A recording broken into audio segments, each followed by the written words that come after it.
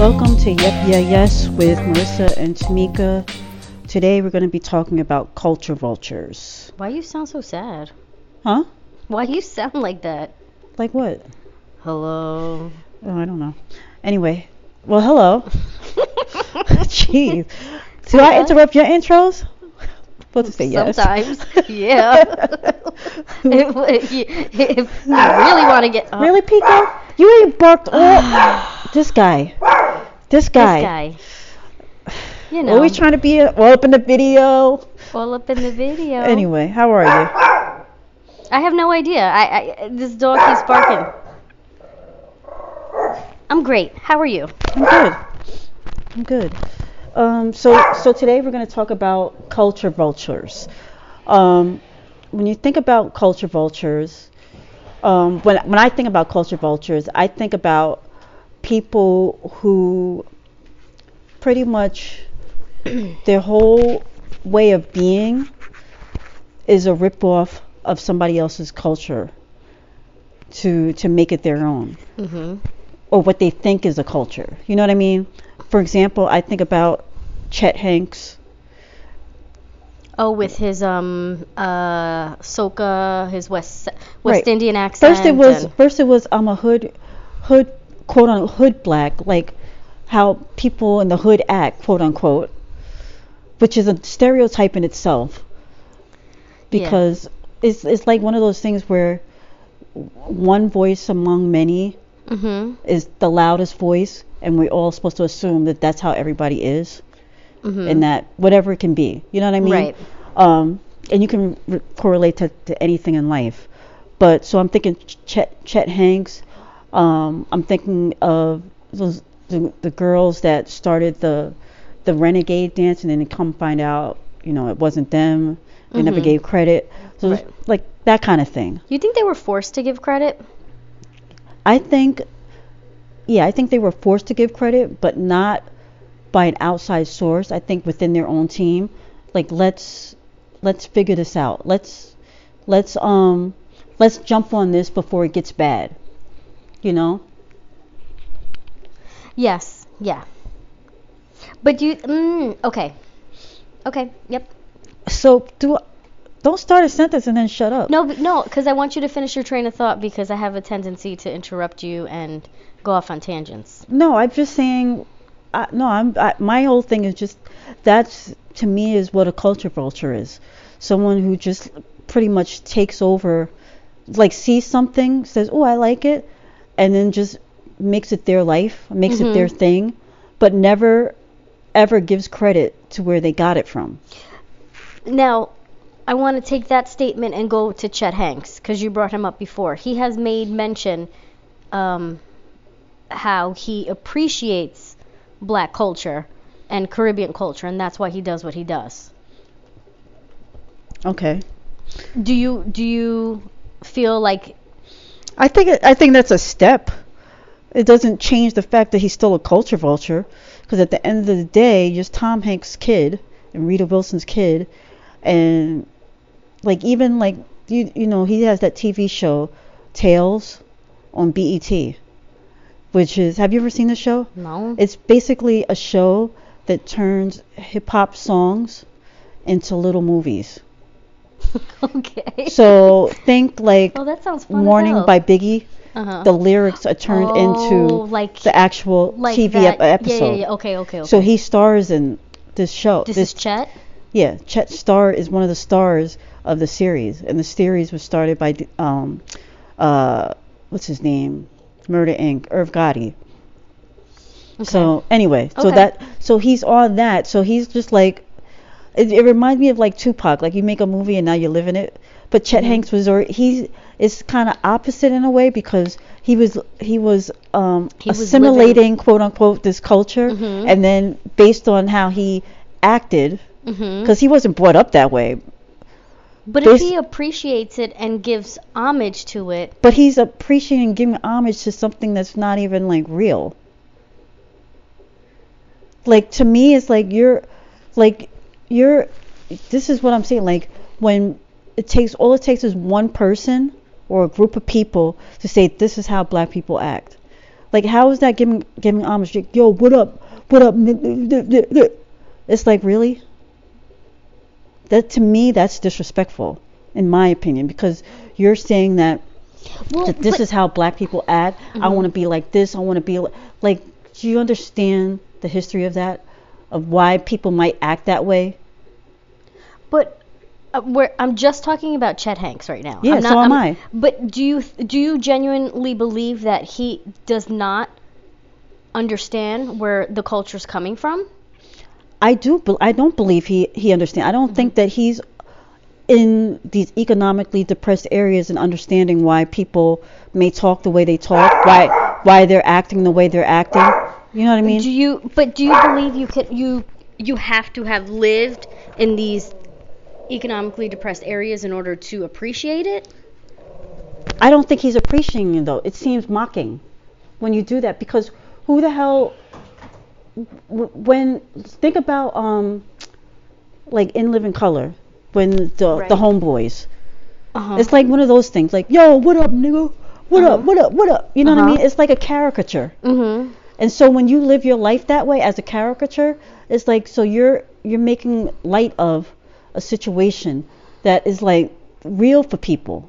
You know what I mean? People may be talking that way because they're uneducated, but you're educated. Oh, because hold on a second. Because but I guess this is where I need clarification. When it just comes to him, I'm not saying to everybody else, just to him. Because he has come forward in his regular cadence and phonetics and dictation and all that stuff, in his regular speaking, voice, I guess, to lack of a better term. He has said that he does appreciate hip hop culture, black culture, whatever culture we're gonna, that he's I'll quote unquote play homage to. At what point do we say that he's still being a culture vulture? But see, I don't think he's paying homage to hip hop culture, because if the hip hop culture isn't about talking a certain way. When he does these little clips and stuff, he's not sitting there and saying like, yo, I really enjoy, Nas, or I really enjoy Jay-Z. Yo, that's my shit. I love that music. No, he's like, yo, that's my shit, man. You don't even understand. Like, really? You don't even talk like that. You're making fun. You're making a mockery. Oh, because he's representing a cartoonish version of it. He's not correct. So, okay, I'm just picking out. And that part, you're making a mockery and a cartoonish version of something that is an actual. It's like my culture. Like people that talk like that are not pretending to talk that way. They actually talk that way because of whatever their environment, that's how they were raised. So when you come and you start talking that way, from your hidden hills in Hollywood, right? You're making a mockery of people's language, how they talk, how they interact with people. You're not saying like, I love the music, I love the dress, the art. You're not saying that. You're sitting here and you're kind of like, I feel like you're mocking almost? You're mocking the way of life. You know what I mean? And that's not your life. You can be from Beverly Hills. There's a lot of people from Beverly Hills that I love Tribe Called Quest. That's that's yeah. You know what I'm but saying? You don't like. I know Leonardo DiCaprio loves Tribe Called Quest. He don't come out like, yo, grabbing his junk and like, yo, I feel being he a would mocker. never though. He would never. Right, because okay, that's not what mock. he's from. He's not mocking it. You can like something without mocking it. And when he does that, even with the soca and Jamaican and West Indian, because that to me is like you're making a caricature or something. That as someone who grew up in the Caribbean, that one where I was like, oh, you hitting home right now and you're about to get pimp slapped, because like my eye twitched, because it's one of those like, that's a proper language, that's a proper dialect, and that's how I feel about black people. Well, not all black people. No, but I'm saying in terms of what he's doing, he's generalizing. Oh, this is how people from the hood talk. Yeah. I mean, people can. I don't think that I'm from the hood, But there are a lot of people on Long Island like, oh, Huntington Station is the hood. It's not the hood, but okay. No, yeah. but what I'm saying, that's like when I say I'm from the Bronx and everybody's like, oh, you know from the Bronx. Like, but yeah, I am though. But if people, even people in Huntington, if you look at, like, say there's a post on Newsday or something, and you could see the disgusting things that people from Huntington, New York, and Halesite, and Northport and Melville say about people in Huntington Station. Yeah. It's just, you're just making that's why when it comes to like Chet Hanks, I feel like he's a culture vulture, because he's sitting there and he's trying to take over, or what he thinks he's taking over something, and it's just very disrespectful. You know, like it's I'm not gonna sit here and be like I never laughed. It's like, this guy's a joke. Yeah, because at first you looked at it like a joke, and now you're like, hold on a second. Like, he's really rolling with this. Yeah, he's really rolling with it. He's Tom Hanks' son. And he's Tom Rita Wilson's son. Like really? You represented all them mofos. Like, what are you doing? What's his name? Colin Hanks? Yeah. I love him. Like, bro, that's your brother. That's your brother. Like, don't even try to act like you grew up in Crenshaw and, life is hard and, like, you didn't have every opportunity in life. Like, you're just whack, yo. It's like, so you've met my sister, my stepsister. She grew up in the Caribbean. Right. She speaks with a general American accent and a West Indian accent. She goes with both. Would you look at her as a culture vulture? No. She grew up in that. Yeah. Like, I see where she lives. Yeah. That's her culture. That's what she identifies with. She didn't Her children are half black, half Caribbean, however she identifies. Half Caribbean, half American. I'm not sure how. Whatever. But whatever it is. But yeah, that. She didn't grow up on the water over there. Like, the whole island's on the water. But she didn't grow up with a view of the water with a balcony. And I mean, even if she did, that's not where she lived. You know what I mean? It's just like. What kind of? Well, no, but what I'm saying. No, I know what you mean. I know what you mean. She may have grown. It's like one of those things. Like, you always hear like parents like, okay, I got you till you're 18, and now you're on your own. Figure it out. Yeah. Like. I seen where she lives. She's in it. Yeah, that's her culture. Is getting on video. He ain't living in Crenshaw. No. And what you call is from Crenshaw. She don't talk like that. Serena Williams. So what are you doing, bro? First of all, let's not put Chet Hanks and Serena Williams. But what I'm saying, he's making a mockery of something that's I off tip a my hat couple to of people. Serena. I'm sorry. He's whack, yo. Yeah. So that to me is the culture vulture. But let me just say with the definition, which I didn't see it that way, but okay. And can you disagree with a definition? Not really, right? I think you can. A person who is very interested in the arts, especially to an obsessive degree. That's not. That ain't because the culture vulture I'm talking about. Because connotation. Where did you get that from? Is it Webster? From Oxford. Nah. No. Because the connotation of vulture, no. I disagree. That one goes in the trash. So this one, I like this one better. One who appropriates the arts. Oops, damn it. Okay. Oh, and so it's an article. And it's an article by somebody named Stephanie Long. She went on to describe. She had a thing. It said Blackopedia, a brief look at the evolution of culture vulture, and the picture is Kylie Jenner. She said, for better or for worse, as a descriptor of one who appropriates the art, creativity, and style of others, most often for their own benefit, and at worst in a way that serves no value to the originators of whatever culture, product, tradition, or practice was lifted. That's what I see with Chet Hanks, at worst, in a way that serves no value. By doing that, how are you showing value?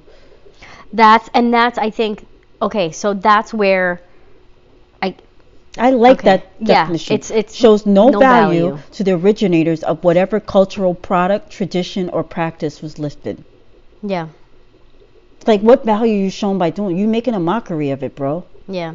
So, do you feel like you've ever culture vultured in your life? Because as we're kids, we're discovering. Have you ever felt that way, or as you look back, or unintentionally?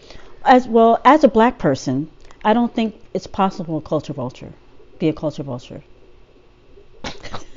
Okay. Because all we've taught is how to and how to well, I shouldn't say that. That's wrong. Me personally, no. But I can think of situations where there may have been other people that have. But as a black person, it's hard for me to, just as a person, it's hard for me to fathom how a black person can truly be a culture vulture when everything we've been taught that this is how it's supposed to be.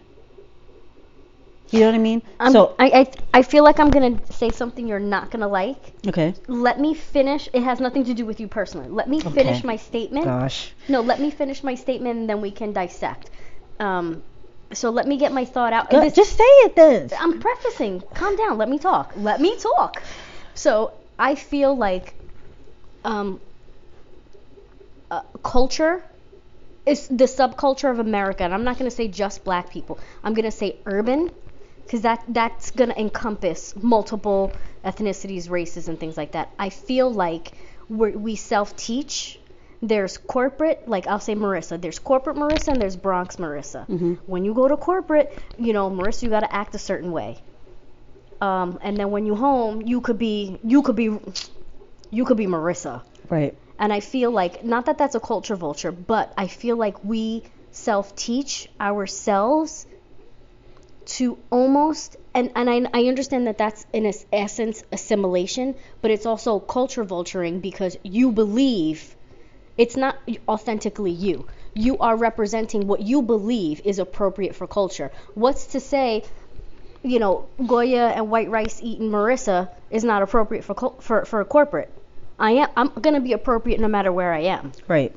So to say that we have to have, in urban life, we have to have two versions of ourselves.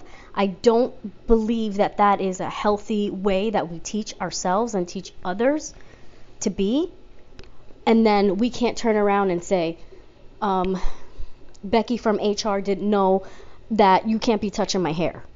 Well, first of all, you went into the corporate world not being authentic. So you can't expect people to not learn. You can't expect people to learn without you being authentic yourself. If homegirl didn't know that this is our culture, this is what, there's certain things that are appropriate and not, when you act differently in that setting, you're culture vulturing what you think is appropriate for a certain type of people in a certain type of setting. So I kind of, right? A little bit, not really. I mean, I don't know. I mean, you've explained it, and there's not a right or wrong answer to that because right. You know what you're saying. Right. I agree with you. It's shocking in a lot of ways. The only thing that I will say that I disagree with is that as non-white people, we're not teaching ourselves. We're taught this is the way you need to be. I didn't grow up saying I got to talk a certain way. I didn't grow up saying. Yeah, but here we are, 40 and 45 respectively. But when it's ingrained in you, right, in life, like non-white people are taught to be two types of people. White people are taught to be one type of person. Always. And so I don't think that's a conversation about culture vulture.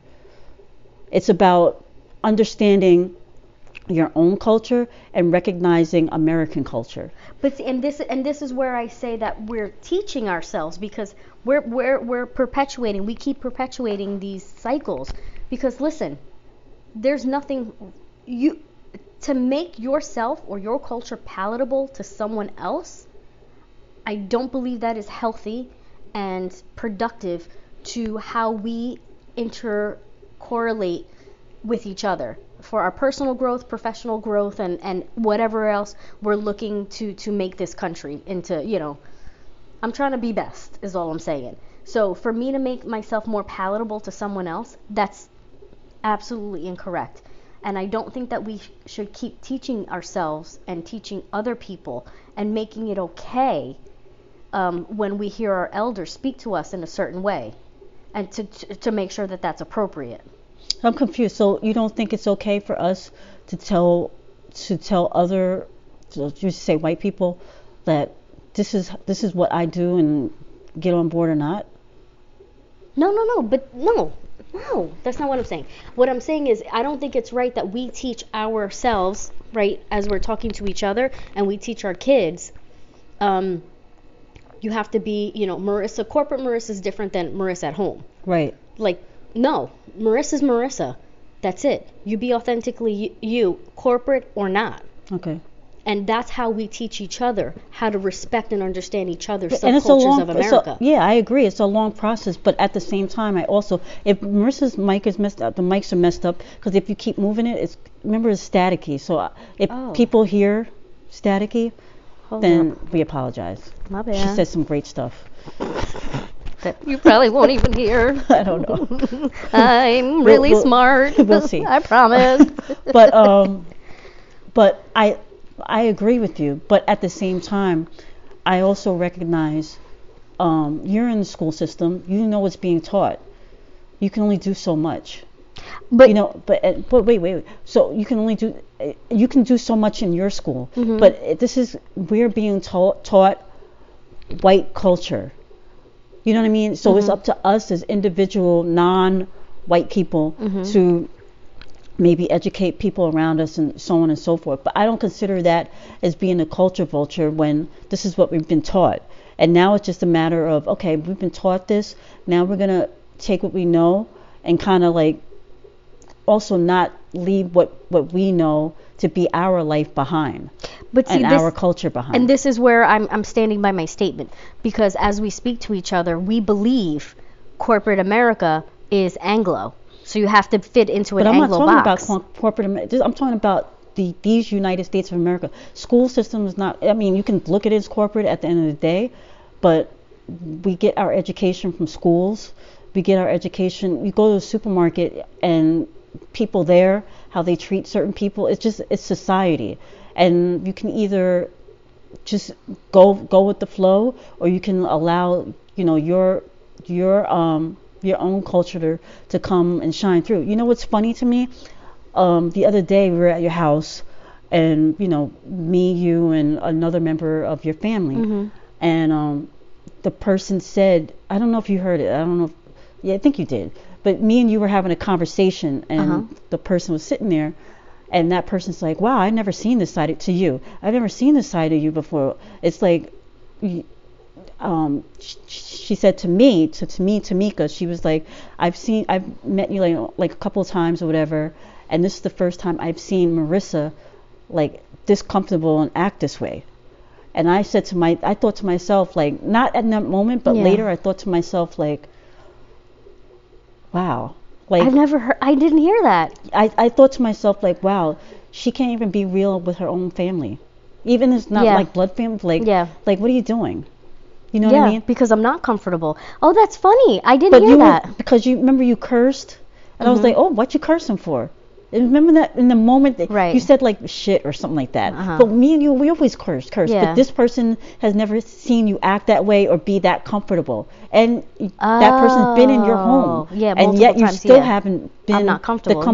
In the way that you're comfortable with me. And so it was like eye-opening for that person. To them. And it was, and I'm looking like, oh, no wonder they left so fast. No, I don't think that. Oh. Because it was a while. It was like an hour, 2 hours later. I didn't hear it. Oh, wow. I'm so.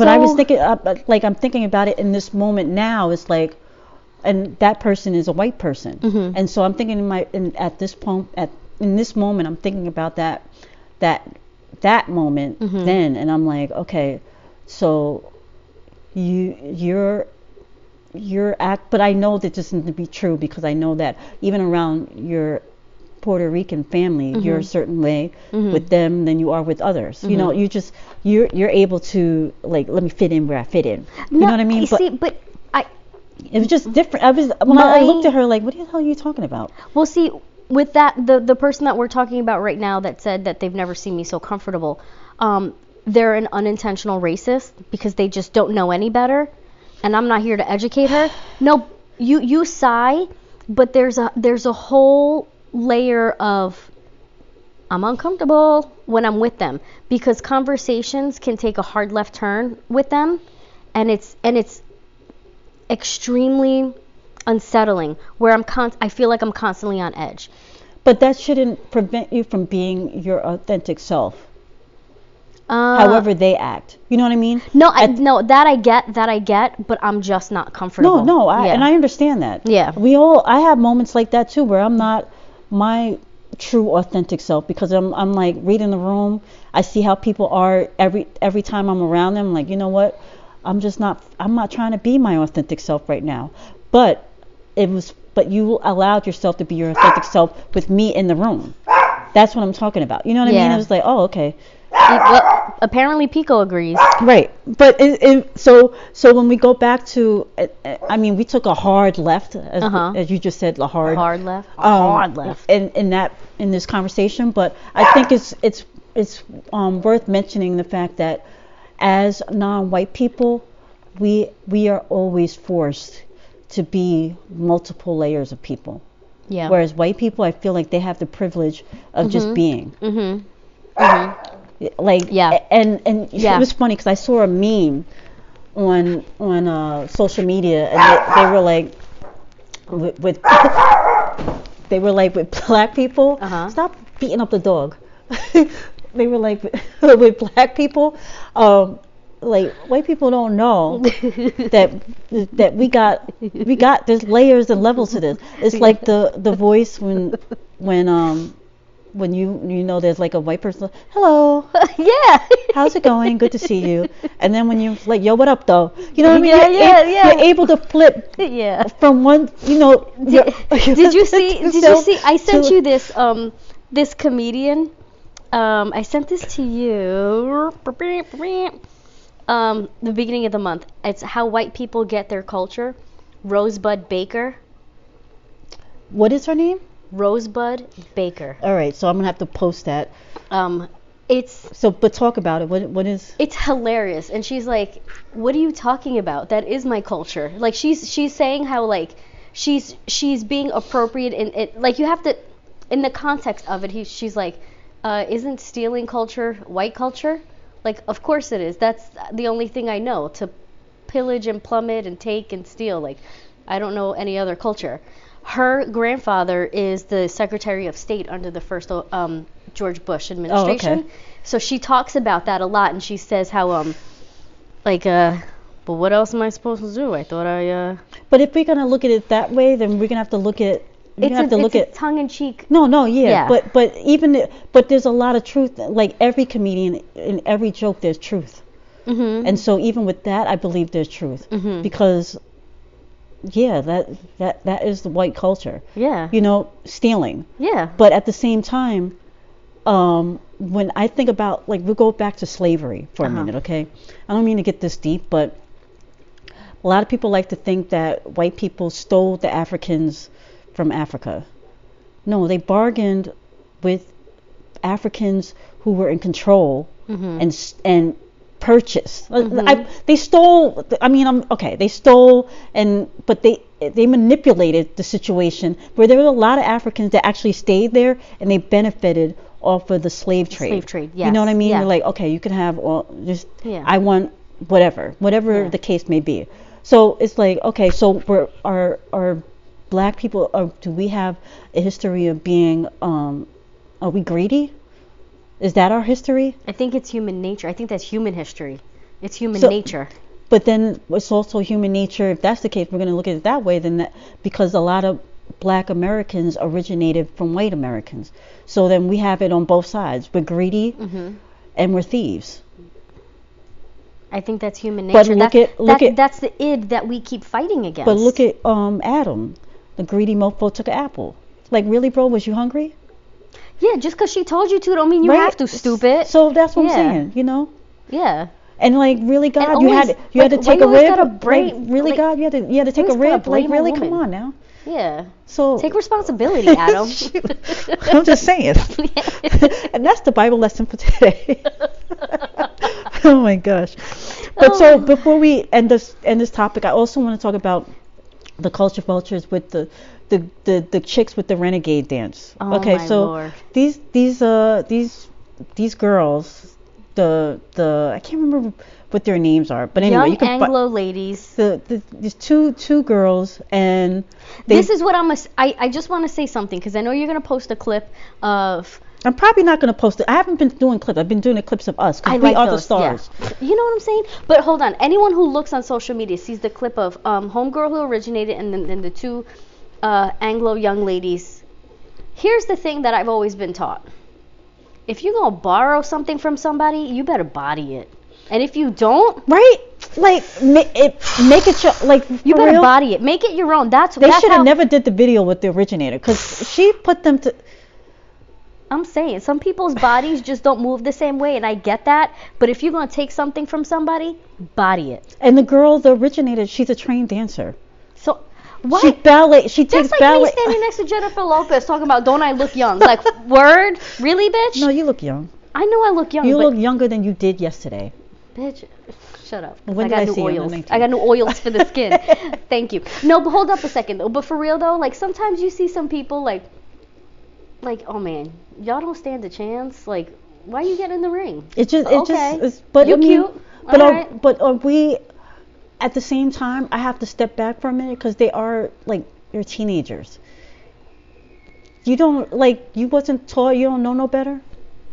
You know what I'm saying? So it's like, and obviously they have good representation. Their parents is real good because they came out real quick. Was like, sorry, be in the video with, you know what I mean? Sorry to that girl. Right.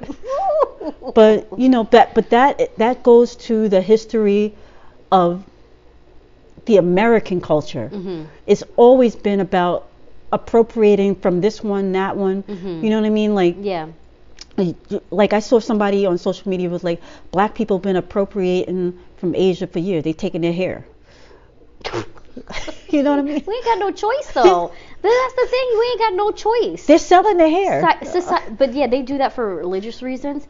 But I'm just saying, listen, it's like, okay. But we got no choice. We have choices. We can, but there's a move now in the black culture to be more natural. Yeah. Natural hair. I'm with it. I am for it. I am so for it.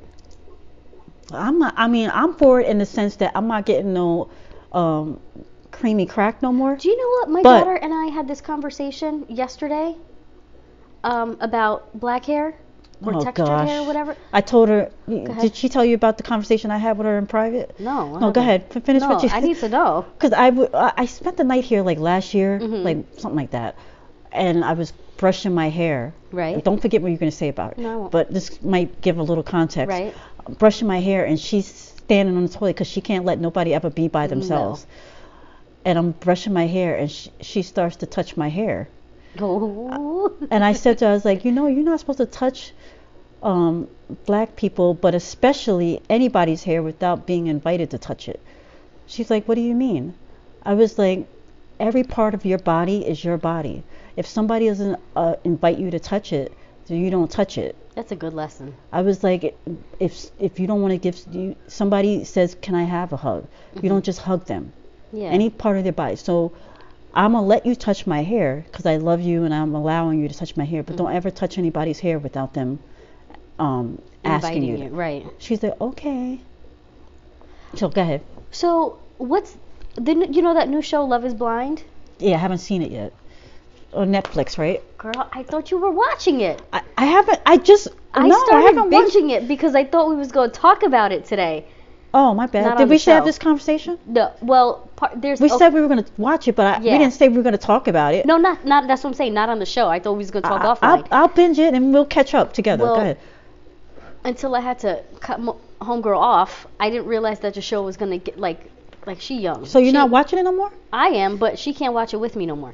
But there was your daughter? Yeah. Oh. She was just like one clip that she walked in and she sees like this black girl's talking about, black hair and the bonnet's not always the most, and she's like, what's that? And I was like, she wears the silk. She's like, can I have one of those? And I was like, for a moment there, I was like, wait a minute, I don't know. You should put a bonnet on her. But she does need for her hair, yeah. You need to brush her hair every night and put a bonnet on it. Yeah. Because she's still got the Puerto Rican hair. You know that, right? She does, yeah. So I was thinking to myself, like, hold on a second. I didn't know where to go, and she's just like, do you know where to get one? Why don't you just ask Titi? I know Titi has one.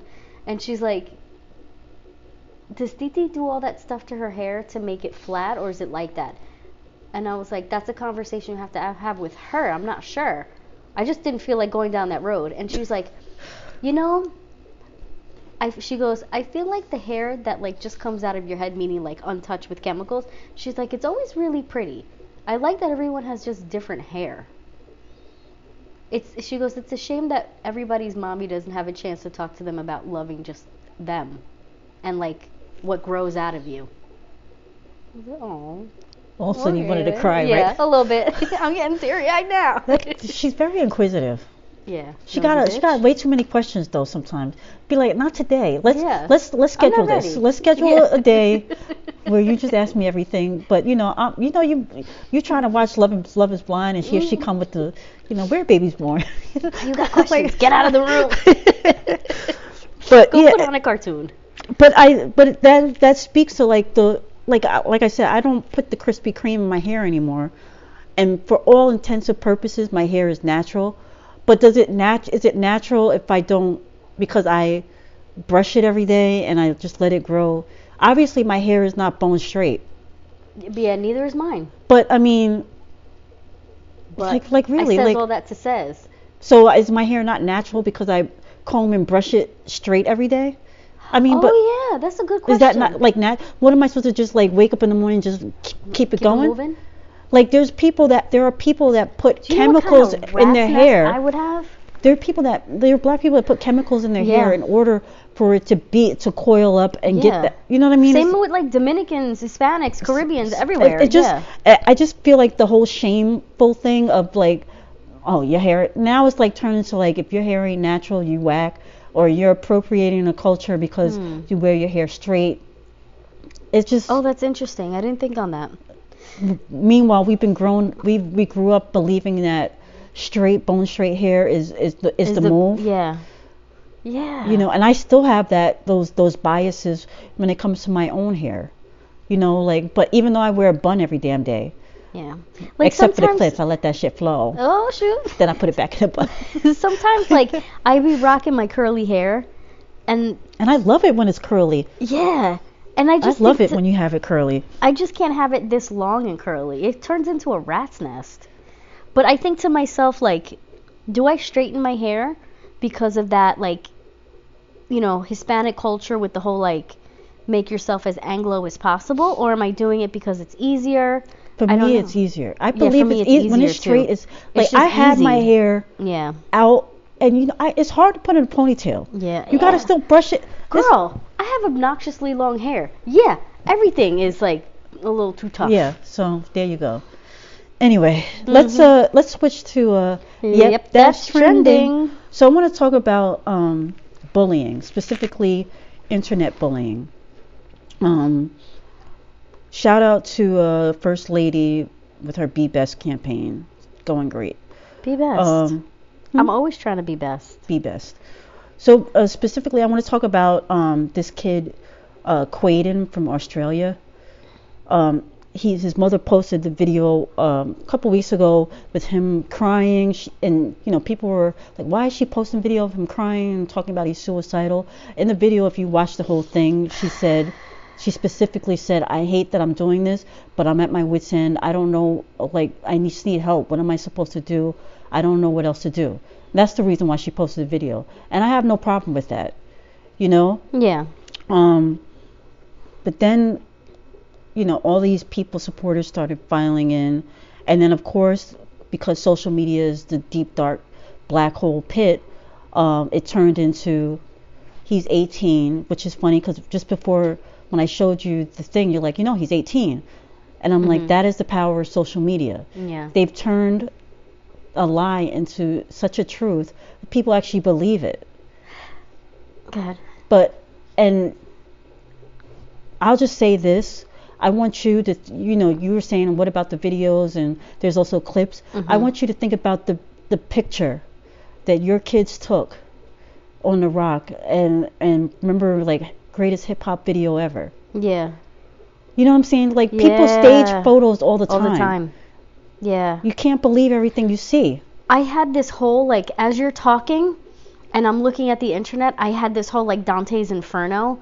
Like, I swear the world has come into, like, this is, like, the book of Genesis, Holmes. Like, this is, like, we're now in the 9th level of hell when it comes to, like, the internet, because you can't be negative, you can't be positive, you can't be blah, you can't be boring, you can't be this, you can't not get enough likes, you can't get enough like followers. I swear this is like Dante's Inferno. Like, it's crazy. It's insane. Like, this is purgatory. The internet is purgatory. And all people have to do is just go to her Facebook page. She's been chronicling him since he was a baby. So, like, there's pictures of him from 2011, 2012 when he was a year old. He's clearly a baby. He has no like, it's just... So, by legal definition, I am a dwarf. By legal definition. Oh, gosh. Stop it. Here you go appropriating dwarfism. I'm not. Could you stop appropriating cultures? Dwarf culture. Bitch, you better shut up. You better shut up before I get my people on you. That's that white people version of your people. You did a DNA test. Aren't you part of some European? It turns out you are. Possibly. So listen. No, stop. Listen. I think what's so funny is that this is the thing that kills me. I've had extensive conversations with people about height because I don't know. I guess apparently I'm like the fucking trophy of height. So this is the thing. Why? Go ahead. No, I'm done. No, please, you hurt my feelings. No, please finish. No. Look, it's not just about me. There's other people listening. Finish your story. I'm gonna keep saying it until you finish it. Come on, we're recording. Finish your story. And the thing about height is that, his dwarfism. I just don't understand how people can look at another human and just not be nice. How could you? How do you look at someone who's literally done nothing to you, and how do you have such venom and vitriol?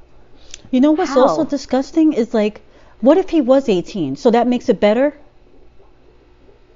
Remember that video with the What? with the guy on the bus in Queens? Oh, that was fucked up. That was such a good video, though. I was like, what the?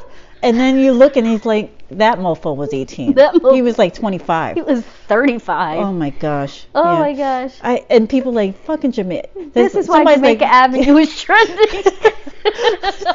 Oh my gosh, that was horrible. Oh. But this kid is clearly not 18. He's 9. And like I said, parents always make kids do things. Stage video. You know what I mean? It's like what parents do.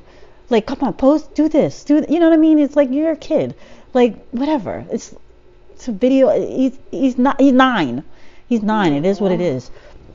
But even without him, you think about all the kids that are just bullied. I remember we had your niece on the show a couple years ago, I think it was, and she was talking about being bullied in school and bullying and all that kind of stuff. And it's like, damn, this shit. Like, you got to just go through it. Yeah. And hopefully you could teach your kids, how to deal with it. Yeah. And have a conversation with you when they get home. And that's where I think that this is. I don't want them to be the bulliers, though. Oh, my heart. If I find out any of your kids is bullies, it's a wrap. Would be broken. It's a wrap. My heart would be broken. For real, me and you might not be friends after I have a conversation with them. It would, honestly, I have to tell you, this is my truth at the moment. That's such a sore subject for me that I'm constantly like preaching kindness and like, think about why did they say that to you? Like the empathy. They're hurt people hurt. We have to remember that. Right. And people have hurt their feelings. It's human nature. Like, my kids are, at not Division I football players yet, and it's one of those like, oh, you didn't, like, oh, homeboy was saying that I didn't catch the ball right. And I'm like, yeah, he fumbled twice. You think he was mad? He was mad. He had to take it out on somebody. You gotta teach him how to shit talk. Well, yeah, my son doesn't know how to shit talk. When he says you fumbled, you missed the ball. Yeah, bro, wasn't that you fumbling it twice? Yeah, we're getting there. But yeah, time, I know. We're getting there. But I think I'm still instilling that hurt people hurt. Right. And the way they talk to you is not always a reflection of you. It's a reflection of them. Right. And, the empathy part of it and stuff like that. And I think it's such a point for me that whenever I see, like, how... And dealing with kids, seeing how kids interact and speak with each other, and I'm constantly having conversations with, younger humans where it's like, was that kind? Was it necessary? Right. Was it kind? And I just don't, that's the part of human interaction that I just have such a hard time dealing with. I have a cousin who I swear is so fucking mean to me. And it's not that I just sit and take it. I just think that they don't sit right with themselves. Like, their spirit is just not right. And when they say things to me, it's not me, it's my cousin. And I just like, but I swear sometimes I'm You'd just be like alright. I'm gonna be alright, but I'm not always understanding. This bitch be getting to me though. But it's a point of contention that it's one of those things that if I ever were to be in a situation where my kid bullied for no reason, or other than because the person's different. Yeah, they're retaliating or they're defending or whatever it is, I think my heart would be so broken. It's one of those things like, listen, I'm gonna need, you remember how you told me at any moment when I need a break that you gonna step in and help me out? I'm gonna need that. I need 24 hours to sit with myself. That's just one of them things that you can't, it's tough. And it's like, do you ever think about showing them the Quaden video? Oh, of him crying? I thought about it because I want to hear their perspective. Because there's other, like on social media, parents were debating whether they show their kids or not. And ultimately, not a lot. I mean, there's so much on social media. I can say a lot because that's what you know, your feeds are targeted to what your desires or whatever. Yeah. A lot of the ones that came across my page were like, yeah, you gotta show them so they can see that there's other, how another person is feeling, because they might not ever see how the bully feels. Right. So to be able to see that and be like, oh, I never thought of that. Right. That's the thing. That's the good thing about social media. It exposes you to things that you would not otherwise see. Yes. I thought about that, and I'm gonna show them the video. My kids are sensitive, so I know that it's gonna open up a great conversation. That's the thing that I know about your kids. Yeah. That will definitely spur them to start asking questions. Yeah. I don't know. But it's just I need quiet. I need them to be like a mofo can't be hungry. You know how kids are. Like sometimes they got ants in the pants. I need an appropriate setting where everyone is listening and the conversation is sparked to something that will stick with them and be great. You know what I have to say? What's so great, when I was about 8 or 9, my friend's mom from Puerto Rico, I believe I said this story once before. She gave this bullying conversation from some girl in her neighborhood, and it stuck with me my whole life, and it made me really look at like karma and how we speak about others. And she was just telling us this story because we're young, and she wants, she's just trying to do a really good job. Right. So one of the things was she was talking about somebody in her neighborhood whom, so it was a young girl who had, I don't know where she was on the spectrum, but she had a mental handicap. And she was selling lottery tickets to I guess gain money, or she was selling something. She walked into a house with a gentleman, an older man, who happened to be married, and walked out, and just so happens that she turned out to be pregnant. She was... Just so happens? Just so happens. She was about 12 or 13. The mother is like, how did this happen? And, she's like, well, I don't know. She didn't know how all that... So when they explained to her, like, this is what happens, this is how you got there, she goes, oh, when I was selling this stuff, that man, and police authorities, whatever, come to him. He's like, I would never. And he uses all the most ugly words to, like, she's the R word. And she's disgusting. I would never have a wife, blah, blah, blah. What do you got to do with DNA test? Well, homie, this is like, a while ago. 60 years ago, probably. Right, yeah. Over 40, because it was when, she was young. So she has a son who grows up to be, the mom says, a very successful lawyer, and takes care of the mother and does really right by her. Obviously, he was raised by his mom and his grandmother and his grandparents. Very poor, but did very well and really helped them. he had 2 daughters who were born with mental deficiencies. There you go. And she was like, that. She says this story. She goes, that always stuck with me because he was not kind. He didn't do right by her. You know, he did what he did. He violated her, but he needed to own up to it. And because he didn't, and didn't ask for forgiveness, whatever. And that always stuck with me, the whole, like, you know, not only should you be kind because it's kind, but be genuine, you know, and moral of the story is be you know a better what human. You know what always disturbs me about that kind of stuff? When they say the sins of the father. Yes. Because what about the mother then? Yeah. You're saying that this child is a result of the father's sin. Mm-hmm. So how does that correlate to the mother? Because she was with him. No, I'm not talking about that situation, but just in general. I know. Like they always talk about like men who cheat on their girl or their wife or whatever always end up with girls. Yeah. It's like, okay, so what about the men that have boys and girls? I don't know. It's all bullshit. That's what it is. Anyway, just be best. Thank you for listening. Where can they catch us? Yep, yeah, yes, 18 on Instagram, Twitter, and the Yep, yeah, yes podcast on Facebook, including all streaming platforms like iTunes, Google Home Play, TuneIn, Podbean, Spotify, YouTube. Did I say YouTube? No, I don't think I did.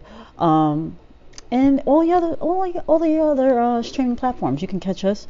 Thank you all for listening. By the way, this is the first episode of our 3rd season.